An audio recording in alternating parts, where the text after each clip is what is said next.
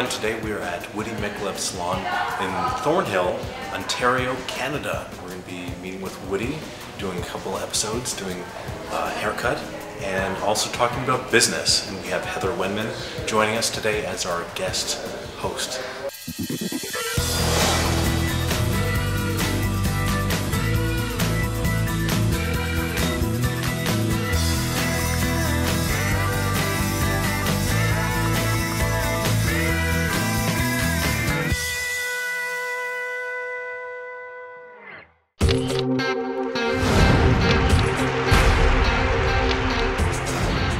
Hello, I'm Heather Wenman. I'm here in Thornhill, Ontario with Woody Michleb in his beautiful, beautiful salon. Hi, Woody. Hello, Heather. How are you? I'm great.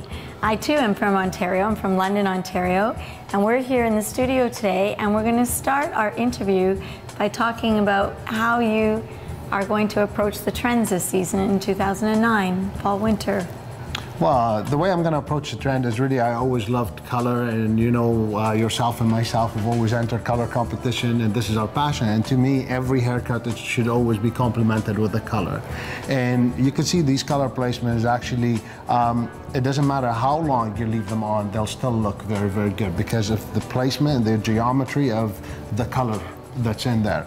Yes, it looks very geometric. I just love the shading through here. Exactly, but it's still very, very soft, and it will complement the haircut. And what we're going to do is we're going to show a cutting technique that's actually 4-section haircut that's still going to work really hand in hand with the color placement. And so it's only also 4 sections. Only 4-section haircut. So really, we're not going to make it very difficult. Everybody thinks that haircutting is very difficult, but it isn't. If you actually think about it as math, physics, and chemistry, that's the way I look at it. It's measurement, shapes, and it's a physics reaction. So what we're going to do is we're going to take, and we can see that we have this geometrical shapes going on a diagonal to the back, and we're going to take an A-line section, which is going to start just basically above the parietal ridge, and the higher you go with it, and the directions you're going to take, the more of a sharper edge you're going to end up with. Then we're going to take it again from the side of the apex on the back right there, all the way down to the nape area. So we're going to comb this one out of the way, and I'm going to just clip it so everyone basically could see it. So you can see this is like an A, really wide A-line that we're thinking right there. Absolutely, and the ear is somewhere in the center here. Exactly, so this is basically the center where the ear point is, and it's actually going right to the middle of the eyebrow and back down to the nape area, all right? So what we're gonna do is we're gonna take this section and we're gonna comb it, and again, as we said, if the higher you go with it, basically the shorter the piece and the more you're gonna expose color. The lower our section down there, the basically less color you're gonna expose from underneath.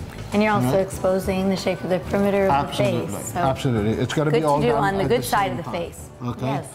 And what I like to work is I always like to work from the top section of the hair and then finish always the perimeter of the haircut.